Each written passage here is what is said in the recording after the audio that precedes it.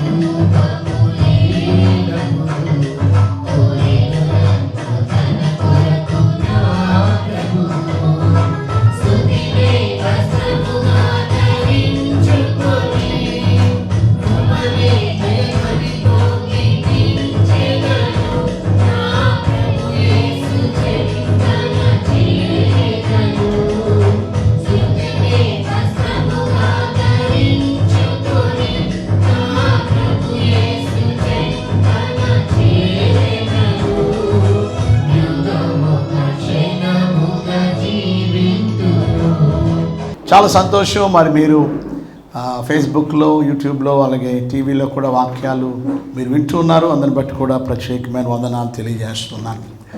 ఈరోజు మనం మరొకసారి 4వ అధ్యాయాన్ని హైలైట్స్తో మనం ముగిద్దాం. ఎందుకంటే చాలా చాలా ప్రాముఖ్యమైన అధ్యాయము యోహాను సువార్తలో. కనుక మిమ్మల్ని అందరినీ కూడా లాస్ట్ 2 వీక్స్ చెప్పింది కూడా కలిపి ఇప్పుడు రాయండి. ఓకే, నెక్స్ట్ అన్ని కలిపి రాయండి. ఓకే, నాకు ఇంక సమయం లేదు కనుక నేను వాక్యంలోకి వెళ్ళిపోతున్నాను. యోహాను సువార్త 4వ అధ్యాయం నేనే చదువుతాను. మీరు అందరు బైబిల్ తెరిచి దయచేసి మీరు చూడాలని మనవి చేస్తున్నాం. యోహాను కంటే యేసు ఎక్కువ మందిని శిష్యులుగా చేసుకుని వారికి బాప్తిసం ఇచ్చుచున్న సంగతి పరిసయ్యులు వినిరని ప్రభువు నాకు తెలిసినప్పుడు ఆయన యూదయ దేశమును విడిచి గలిలయ దేశమునకు తిరిగి వెళ్ళెను. అయినను యేసే బాప్తిసం ఇయ్యలేదు కానీ ఆయన శిష్యులు ఇచ్చుచూ ఉండిరి. ఈ అధ్యాయము ఒక మాటలో మనం చెప్పాలంటే యేసు ప్రభువారు ఒక సమరయ స్త్రీతో మాట్లాడుచున్న సందర్భం ఈ అధ్యాయం. కానీ మీరు ఒక టైటిల్గా పెట్టుకోవాలంటే ఈ అధ్యాయానికి 4వ అధ్యాయానికి Jesus is the Messiah and the son of God. యేసయ్యే మెస్సయ్యా లేక ఆయనే దేవుని కుమారుడు అని చాలా ప్రత్యేకంగా ఈ యొక్క అధ్యాయము తెలియపరచబడుతుంది. సో 4వ అధ్యాయం సారాంశం ఏమిటి అనేది ఒక మాటలో చెప్పాలంటే యేసయ్య మెస్సయ్య ఉన్నాడు. ఆయనే దైవ కుమారుడు, దేవుని కుమారుడిగా మనకు అక్కడ కనపడుచున్నాడు. ఓకే, రెండో టైటిల్గా మనం పెట్టుకోవాలంటే 4వ అధ్యాయాన్ని యేసు ప్రభువారు తన ప్రేమను, రెండవది ప్రజలను అర్థం చేసుకోవడం, ప్రజలను అర్థం చేసుకునుట లేక ప్రేమించుట. సో యేసు ప్రభువారు తన ప్రేమని వెల్లడిపరుస్తున్నాడు. ఇక్కడ మనం గమనిస్తే సమరయ స్త్రీ విషయంలో మనం గమనిస్తే ఆమె ఒంటరిగా ఉన్న ఆమె, అనగా ఆమెను అర్థం చేసుకునే వాళ్ళు ఎవరూ లేరు. అందరూ ఆమెని మిస్అండర్స్టాండింగ్ చేసుకునే వాళ్ళే. కానీ యేసయ్య ఒక్కరే ఆమెని అర్థం చేసుకున్నాడు. అందుకనే ఆమెను రక్షించడానికి యేసు ప్రభువారు అక్కడికి వెళ్ళడం జరిగింది. సో మీరు అనుకోవచ్చు యేసు ప్రభువారు ఎందుకు ఈ సమరయ మార్గాన్న రావాల్సి వచ్చింది అనేది మనం ఆలోచిస్తే ఈ సమరయ స్త్రీని విశ్వాసములోకి, అనగా భక్తి మార్గములోకి, రక్షణలోకి నడిపించడానికి యేసయ్య ఈ సమరయ మార్గాన్న ఎన్నుకున్నట్టుగా మనం చూస్తున్నాం. సో 4వ వచనంలో మనం చదివే ముందు అసలు యేసు ప్రభు వారు ఎందుకు యూదా దేశాన్ని విడిచిపెట్టి మరలా గలిలయ దేశానికి ఎందుకు వెళ్ళవలసి వచ్చింది అని అంటే అక్కడ రాయబడింది, ఆయన ఎక్కువ మందిని శిష్యులుగా చేసుకుని అనేక మందికి బాప్తిసం ఇచ్చుచున్నాడనే సంగతి పరిసయ్యులు వినిరని ప్రభు తెలిసినప్పుడు, లేక ప్రభుకి తెలిసింది. ప్రభుకి ఎలా తెలిసింది? ఆయన సర్వాంతర్యామి. ఎవరెవరు ఏమేమి ఆలోచిస్తున్నారో, ఎవరెవరు ఎటువంటి కుట్రలు పండుతున్నారో అన్నీ ఆయనకి తెలుసు. ఇక్కడ ఆయన యొక్క డియనిటీ అంటే ఆయన దేవుడు, ఆయన దేవుని కుమారుడు. సో ఎవరెవరు ఏమేమి ఆలోచిస్తున్నారో, ఎవరెవరు ఏమేమి తలస్తున్నారో కూడా ఆయనకి తెలుసు. ఆయన దేవుడు గనుక. సో ఇక్కడ ఉంటే మంచిది కాదు, ఎందుకంటే అప్పటికి ఇంకా ఆయన సమయం ఇంకా రాలేదు. అక్కడుంటే తండ్రి అప్పగించిన పనిని ఇంకా సంపూర్తి చేయలేదు. అందువల్ల తండ్రి అప్పగించిన పనిని సంపూర్తి చేయాలి అంటే తప్పకుండా యేసయ్య యెరూషలేముని విడిచిపెట్టి, యూదా ప్రాంతాన్ని విడిచిపెట్టి తప్పక గలిలయ ప్రాంతానికి వెళ్ళాలి. మరలా తండ్రి సమయం వచ్చినప్పుడు తప్పక మరలా తిరిగి ఆయన యెరూషలేము రావాలి, ఆయన సిలువలో మరణించాలి. సో ప్రతిదానికి సమయము కలదు. యేసు ప్రభు వారి లోకానికి వచ్చింది తన ఇష్టము చేయడానికి కాదు, తండ్రి చిత్తాన్ని చేయుటకు ఆయన ఈ లోకానికి రావడం జరిగింది. సో యేసు ప్రభు వారు తన సమయం ఇంకా ఉంది కనుక ఇక్కడ ఉంటే మంచిది కాదని అతడు యూదా నుండి గలిలయకి వెళుతూ ఉన్నాడు. కానీ ఆ గలిలయకి వెళ్ళాలంటే 3 దారులు ఉన్నాయి, 3 మార్గాలు ఉన్నాయి. మొదటి మార్గం కోస్టల్ లైన్, యోర్దాన్ నది ఉంది చూసారా, ఆ దగ్గరలో ఆ మీదుగా వెళ్ళడానికి ఒక దారి. ఎక్కడికి? గలిలయ ప్రాంతానికి వెళ్ళడానికి ఒక మార్గం. ఎలాగా? కోస్టల్ లైన్, యోర్దాన్ నది మీదుగా. రెండవది పెరియా, PREA, పెరియా అనే ప్రాంతం మీదుగా కూడా యూదా నుండి గలిలయకి వెళ్ళొచ్చు. రాసుకుంటున్నారు ఇవన్నీ? సో ఒకటి కోస్టల్ లైన్, యోర్దాన్ నది మీదుగా వెళ్ళొచ్చు. రెండవది పెరియా అనే ప్రాంతం మీదుగా కూడా యూదా నుండి గలిలయకి వెళ్ళొచ్చు. మూడవది మనం గమనిస్తే యూదా నుండి గలిలయకి వెళ్ళడానికి మరొక మార్గం సమరయ మార్గం. చెప్పండి, ఏ మార్గం చెప్పండి? సమరయ మార్గములో కూడా మనం వెళ్ళవచ్చు. సో 3 మార్గాలుగా మనకి ఇక్కడ కనపడుతున్నాయి. అయితే ఇక్కడ మనం గమనిస్తే యేసు ప్రభువారు ఈ మూడిటిలో సమరయ మార్గాన్ని యేసు ప్రభువారు ఎంచుకున్నారు. ఎందుకంటే ఇందాకే మీకు చెప్పాను, ఏమని చెప్పండి? ఒక స్త్రీని, ఆ సమరయ ప్రాంతానికి చెందిన స్త్రీని విశ్వాసంలోకి నడిపించడానికి, to lead her in to saving faith, ఆమె రక్షణలోకి నడిపించడానికి ప్రభు ఆ మార్గాన్ని ఎన్నుకున్నాడు. ఈరోజు మనం గమనిస్తే 1-to-1 గాస్పుల్ అంటాం. అంటే ఈరోజు మనం బహిరంగ సభ పెట్టి వేల మందిని మనం రక్షించవచ్చు. పర్సనల్ ఇవాంజలిజం ద్వారా ఒక్కొక్కరిని మనం వ్యక్తిగతంగా కలుసుకుని మనము దేవుని మాటలు చెప్పడం, బహిరంగ సభల కన్నా పర్సనల్ ఇవాంజలిజం ద్వారా అనేక ఆత్మలను మనం రక్షించగలమో అని ఈవెన్ స్టాటిస్టిక్స్ కూడా తెలియపరుస్తున్నాయి. 2వ అధ్యాయంలో మనం గమనిస్తే, లేక 3వ అధ్యాయంలో నికోదేముతో యేసయ్య మాట్లాడడం ఒక్కరితో.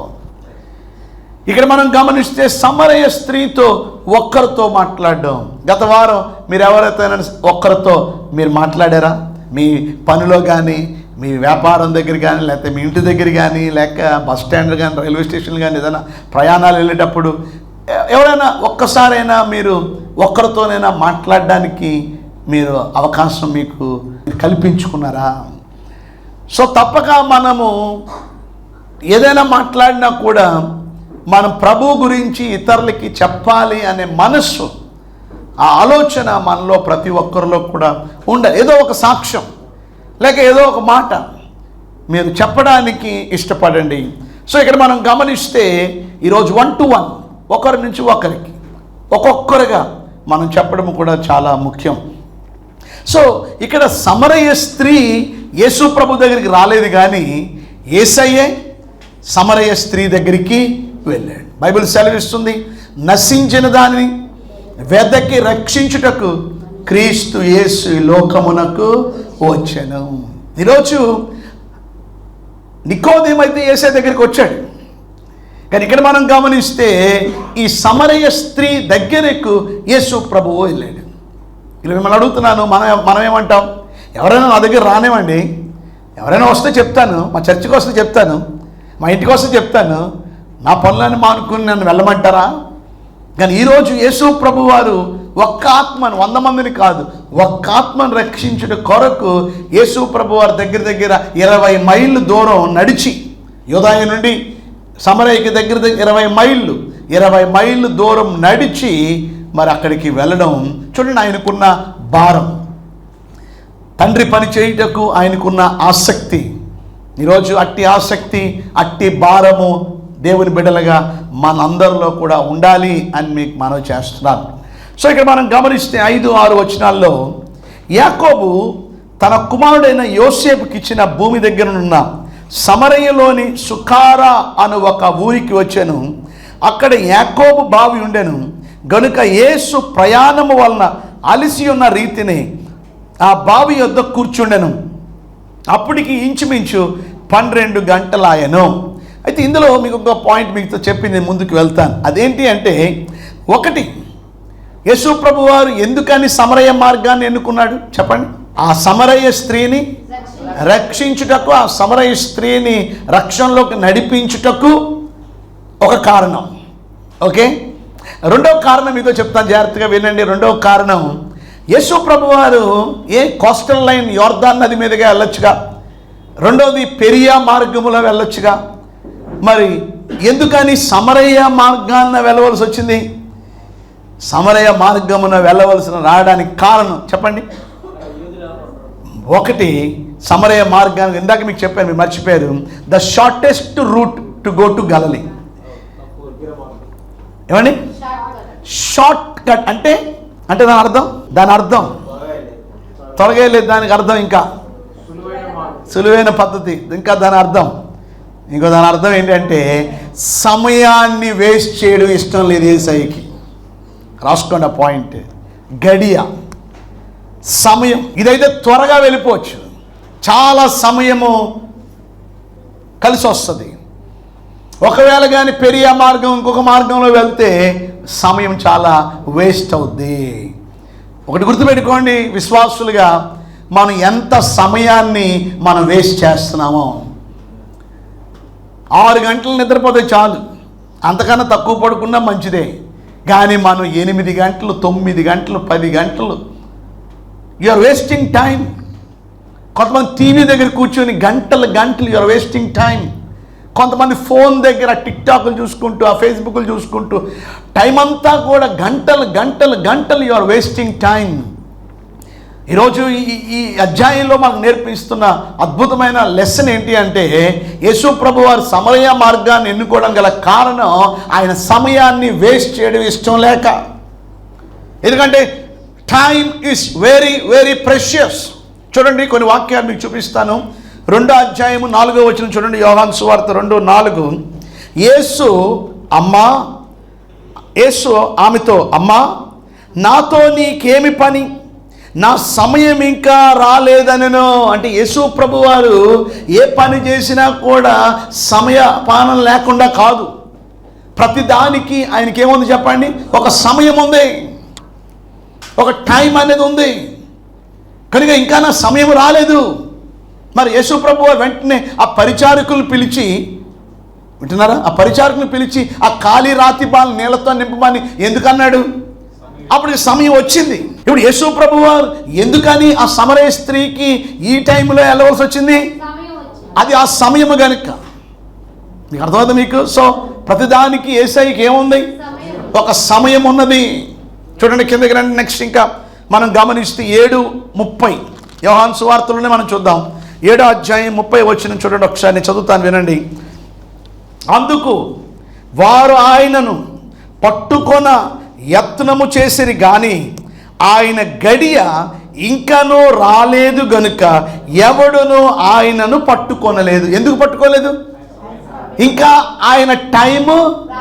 సో ప్రతిదానికి యేసయ్యకి ఏముంది? క్యాలిక్యులేషన్ ఉంది, టైం క్యాలిక్యులేషన్ ఉంది. మీకుందా టైం క్యాలిక్యులేషను? ఏ సమయంలో ఏం చేయాలో, ఏ పని ఎప్పుడు చేయాలో ఎంతమందికి ఆ క్యాలిక్యులేషన్ ఉంది చెప్పండి. ఈరోజు నేను ఒక మీటింగ్కి వెళ్ళి వస్తుంటే నా ఫైల్ నా పక్కన కూర్చున్న వ్యక్తి అది చూస్తున్నాడు. నేను చూస్తున్నాడు, చూడండి అనుకున్నాను. ఆ ఫైల్ చూసిన తర్వాత నాతో అంటున్నాడు, ఏంటి అయ్యగారు మీది ఏప్రిల్ 2024 వరకు ప్రోగ్రాములు ఫిక్స్ అయిపోయి ఉన్నాయి అంటే. ఇంత ముందు కూడా చూసాడు, సెప్టెంబర్, అక్టోబర్, నవంబర్, డిసెంబర్ ఇవన్నీ కూడా అన్నీ ఫుల్ అయిపోయి ఉన్నాయి. అన్ని గీతలు, అన్ని రకరకాల పేర్లతో అవన్నీ రాస్తున్నాయి.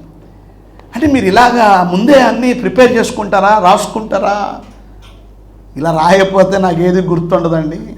నా ప్రోగ్రామ్ 6 నెలల ముందే ఫిక్స్ అయిపోతూ ఉంటాయి. ఈరోజు మిమ్మల్ని అడుగుతున్నాను, ఈరోజు దేవుని బిడ్డలుగా ఎంతమంది సమయాన్ని వేస్ట్ చేస్తున్నారు అన్నెసెసరీగా? చూడండి, ఇంకా చూడండి 8:20 చూడండి ఒకసారి. 8వ అధ్యాయము 20వ వచనంలో, ఆయన దేవాలయములో బోధించుచుండగా కానుక పెట్టి ఉన్న చోట ఈ మాటలు చెప్పాను, ఆయన గడియ ఇంకనూ రాలేదు గనుక ఎవడును ఆయనను పట్టుకోలేదు. ఎందుకు పట్టుకోలేదు? సమయం, టైం ఇంకా రాలేదు. 12:23 చూద్దాం. 12వ అధ్యాయము 23వ వచనంలో, అందుకు యేసు వారితో ఇట్లనెను, మనుష్య కుమారుడు మహిమ పొందవలసిన గడియ వచ్చి ఉన్నది. సో అప్పుడు వరకు ఆయన సైలెంట్గా ఉన్నాడు, కానీ ఇప్పుడు ఆయన మహిమ పరచవలసిన సమయము ఆసన్నమైంది, టైం వచ్చింది. 13వ అధ్యాయం 1వ వచనం చూద్దాం. తాను ఈ లోకము నుండి తండ్రి యొద్దకు వెళ్ళవలసిన గడియ వచ్చినని యేసు పస్కా పండుగకు ముందే ఎరిగిన వాడే లోకములో తన వారిని ప్రేమించి వారిని అంతం వరకు ప్రేమించాను. చూసారా, ఈ లోకము నుండి తండ్రి యొద్దకు వెళ్ళవలసిన గడియ వచ్చినది. 14:31 చూద్దాం ఒకసారి.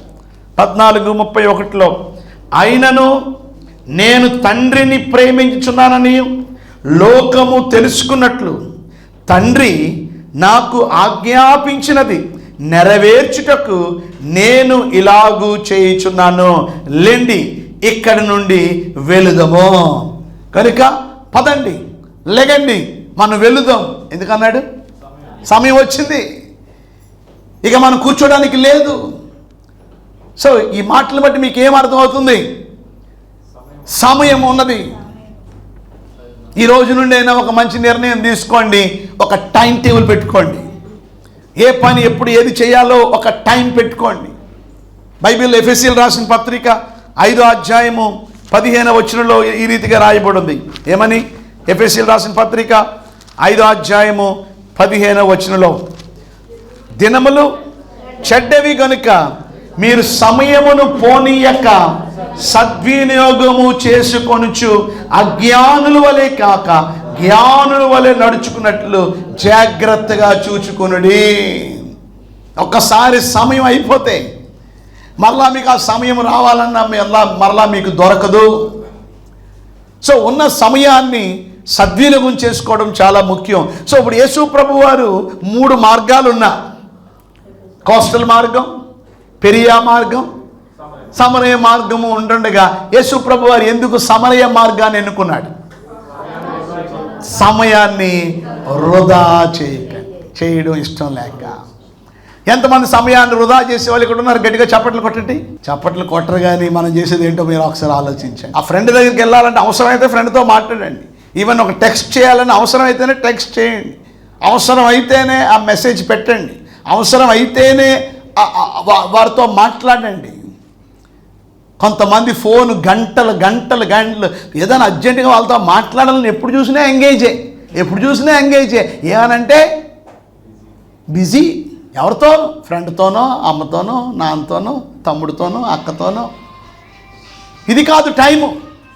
కనుక ఈరోజు దేవుని బిడ్డలుగా ఈరోజు మనం నేర్చుకోవాల్సిన సత్యం, సమయం అనేది చాలా ముఖ్యం. అందుకని యేసు ప్రభువారు సమరయ మార్గంలో వెళ్ళవలసి వచ్చింది. ఇంకొక మాట, యేసు ప్రభువారు ఎందుకు సమరయ మార్గాన్ని ఎన్నుకున్నాడు? మూడోది మనం గమనిస్తే ఆయనకు ఒక అపాయింట్మెంట్, దైవికమైన అపాయింట్మెంట్ ఆయనకు ఉంది అక్కడ. ఆ అపాయింట్మెంట్ కొరకే యేసు ప్రభువారు ఆ మార్గాన్ని వెళ్ళవలసి వచ్చింది. ఆయనకి అపాయింట్మెంట్ లేకపోతే ఆ మార్గాన్ని వెళ్ళి ఉండేవాడు కాదు. సో ఆయనకు ఒక అద్భుతమైన దైవికమైన ఒక అపాయింట్మెంట్. ఏంటి అపాయింట్మెంట్? సమరయ స్త్రీని కలవడం ఒక అపాయింట్మెంట్ ఆయనకు ఉంది కనుక ఆ మార్గాన్ని యేసు ప్రభువారు వెళ్ళడం జరిగింది. మరలా మనం భాగంలోకి వచ్చేద్దాం. చూడండి 5వ వచనంలో, యాకోబు తన కుమారుడిని యోసేపుకి ఇచ్చిన భూమి దగ్గర ఉన్న సమరయలోని సుకారా అను ఒక ఊరికి వచ్చాను. చెప్పండి, ఏ ప్రాంతానికి వచ్చాడు యేసు ప్రభువారు? అక్కడ ఆ యాకోబు బావి కూడా ఉంది, అక్కడ ఆ ప్రాంతానికి వచ్చాడు. సుకారా అనేది గత వారం మనం విన్నాం, అది షెకేము. సో పక్కన రాసుకోండి, షెకేం అన్న సుకారా అన్న ఒకటే. సో సుకారా అనేది ద క్యాపిటల్ సిటీ ఆఫ్ సమరయ. ఈ సమరయ ప్రాంతానికి రాజధానిగా ఉంది సుకారా లేక ఈ షెకేం అనేది. మొట్టమొదటిగా అబ్రాహాము బలిపీఠాన్ని కూడా కట్టింది కూడా ఎక్కడ? షెకేంలో. ఆదికాండం 12 6, 7, 8 వచనాలు. అక్కడే దేవుడు అబ్రాహాముకి వాగ్దానం చేశాడు. అదే సమయంలో ఆదికాండం 33:18 మనం గమనిస్తే యాకోబు తన ఫ్యామిలీతో ఇక్కడికి రావడం జరిగింది, షెకేం అనే ప్రాంతానికి.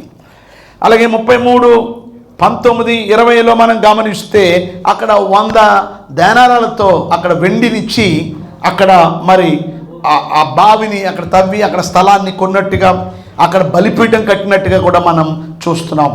ఇంకా మనం గమనిస్తే యాకోబు తన కుమారుడైన యోసేపుకి స్వాస్థ్యం ఇచ్చిన ప్రాంతము కూడా షెకేము అనే విషయాన్ని మనం గమనిస్తున్నాం. యోసేపు ఐగుప్తులో చనిపోయాడు, కానీ ఆయన బోన్స్ని తీసుకొచ్చి పాతి పెట్టింది కూడా షెకేములోనే. ఈవెన్ యెహోషువ కూడా ప్రత్యేకంగా మరి నేను నా ఇంటి వారు యెహోవాను సేవించదము అన్న మాట కూడా షెకేం అనే ప్రాంతం. సో ఈ షెకెం అనేది ఎక్కడుందంటే ఇప్పుడు సమరయ ప్రాంతంలో ఉంది. సో సుకారా అన్న షెకెం అన్న ఒకటే. సో యేసు ప్రభు వారు ఆ ప్రాంతానికి రావడం జరిగింది. చదువుదాం, అక్కడ రాయబడి ఉంది చూడండి. అక్కడ యాకోబు బావి ఉండెను. యేసు ప్రయాణము వలన అలిసి ఉన్న రీతిని ఆ బావి యొద్ద కూర్చుండెను. చూసారా, యేసు ప్రభు వారు అక్కడ అలిసి ఉండెను.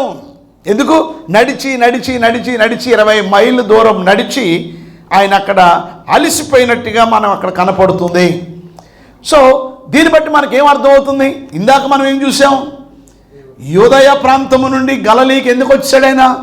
అక్కడ పరిసయ్యులు ఆయన్ని మీద నేలారోపణ చేయుచున్నారు. ఆయన్ని మీద కొంత ఒక ప్లానింగ్ చేస్తున్నారని తెలుసుకొని ఇక్కడ ఉంటే మంచిది కాదని ఆయన అక్కడి నుంచి బయలుదేరి రావాల్సి వచ్చింది. దాన్ని బట్టి మనకేమర్థం అవుతుంది? ఆయన సర్వాంతర్యామి, ఆయన దేవుడు, ఈజ్ ఎ ఫుల్లీ గాడ్. కానీ ఇక్కడ మనం గమనిస్తే ఆయన అలిసి ఉన్నాడు అనేది ఆలోచిస్తే ఆయన మనిషిగా ఉన్నాడు. అదే యోహాను సువార్త 1వ అధ్యాయంలో మనం గమనిస్తే 1వ వచనంలో ఆది యందు వాక్యం ఉండెను, వాక్యము దేవుని యొద్ద ఉండెను, వాక్యము దేవుడై ఉండెను. 14వ వచనంలో ఆ వాక్యము శరీరధారి కృపా సత్య సంపూర్ణుడిగా మన మధ్య నివసించెను. సో ఇక్కడ మనం గమనిస్తే ప్రత్యేకంగా యేసు ప్రభు వారు శరీరధారిగా ఈ లోకానికి ఆయన వచ్చి ఉన్నాడు. ఓకే, సో యేసు ప్రభు వారు ఆయన ఇక్కడ మానవుడిగా మనకి ఇక్కడ కనపడుచున్నాడు. ఓకే, సో ఇక్కడ ఎలా కనపడుతుందో చెప్పండి. So is fully man, is full God. Okay, so అందువల్లనే మూడు విషయాలు రాసుకోండి. ఆయన అలసి ఉన్నాడు, ఆయన దాహముతో ఉన్నాడు, మూడోది ఆయన ఆకలితో కూడా ఉన్నాడు. చెప్పండి, ఏం చెప్పండి? ఆయన అలసి ఉన్నాడు, ఆయన దాహముతో ఉన్నాడు, ఆయన ఆకలితో ఉన్నాడు. అందుకే కదా భోజనం తీసుకురావడానికి శిష్యులు బయలుదేరి వెళ్ళారు. సో ఎవరికి ఆకలేస్తుంది? ఎవరు అలసిపోతారు? ఎవరు దాహంతో ఉంటారు? మనుషులు. So our God is a fully man and also is a fully God. So Yesayya full man, full God, అంతేగాని హాఫ్ మ్యాన్ హాఫ్ గాడ్ కాదు. ఈ విషయాన్ని దయచేసి మీరు గమనించాలని మనం చేస్తున్నాం. అయితే ఇక్కడ మనం గమనిస్తే చూడండి, యేసు ప్రభు వారు ఆ బావి దగ్గరికి రావడం జరిగింది. చెప్పండి, ఎక్కడికి వచ్చారు? చెప్పండి, వింటున్నారా? ఎక్కడికి వచ్చారు? ఆ బావి యొద్దకు రావడం జరిగింది.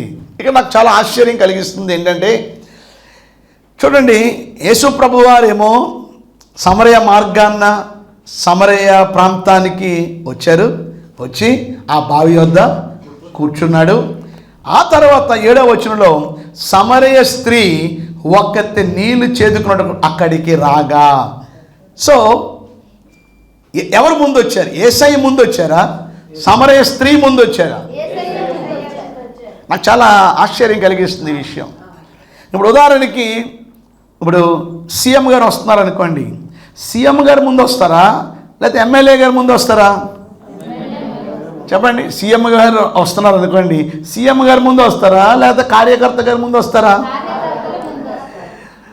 సో కార్యకర్తలు, ఎమ్మెల్యేలు, ఎంపీలు ఏమండి, లేకపోతే మంత్రులు, వారందరూ వచ్చిన తర్వాత అప్పుడు ప్రోటోకాల్ ప్రకారంగా అప్పుడు సీఎం గారు వస్తారు. అంటే వింటున్నారా మీరు అందరూ? ఇక్కడ మనం గమనిస్తే ఇప్పుడు ఇద్దరిలో ఎవరు ఇంపార్టెంట్ పర్సన్? యేసయ్య, సమరయ స్త్రీయా? మరి ఎవరు ముందు ఉండాలా? సమరయ స్త్రీ ముందు ఉండాలా. కానీ ఇక్కడ మనం గమనిస్తే యేసయ్యే ముందు ఉన్నాడు. ఉండి ఆమె పెద్ద వివిఐపి లాగా ఆమె కొరకు యేసు ప్రభు వారు ఎదురు చూస్తున్నాడు. గట్టిగా యేసయ్యకి చెప్పట్లేదు. తండ్రి పని చేయుటకు ఆయనకున్న ఆసక్తి, తండ్రి పని చేయుటకు ఆయనలో ఉన్న ఉత్సాహం, తండ్రి పని చేయుటకు ఆయనలో ఉన్న సమర్పణ. నేను రాజులకు రాజు, ప్రభులకు ప్రభుని, సృష్టికర్తని, నేను రక్షకుడిని. ఫోన్ చేసి అందరూ వచ్చారా? పేతురు, యోహాను ముందెళ్ళి చూసిరా, అందరూ వచ్చి ఉంటే అప్పుడు నేను తర్వాత వస్తాను అని అనలేదు. అక్కడ యేసు ప్రభు వారే ఆమె కొరకు ఎదురు చూస్తూ అక్కడ కూర్చుని ఉన్నాడు. సో 3 విషయాలు అక్కడ నేను గమనించాను. ఒకటి, ప్రభువే ఆమె దగ్గరికి వెళ్ళాడు, నెంబర్ 1. 2, ప్రభువే చెప్పండి. ఆమె కంటే ముందుగా అక్కడ కూర్చున్నాడు. మూడోది, ప్రభువే ముందుగా ఆమెతో మాట్లాడుచున్నాడు. కోసం మమ్మల్ని సంప్రదించండి. Our address Zion assembly church, Kandrika, Rajinagar road, A colony, Vijayawada 15. Our phone numbers 9703567999. మరొక నెంబర్ 7569468499. Thank you.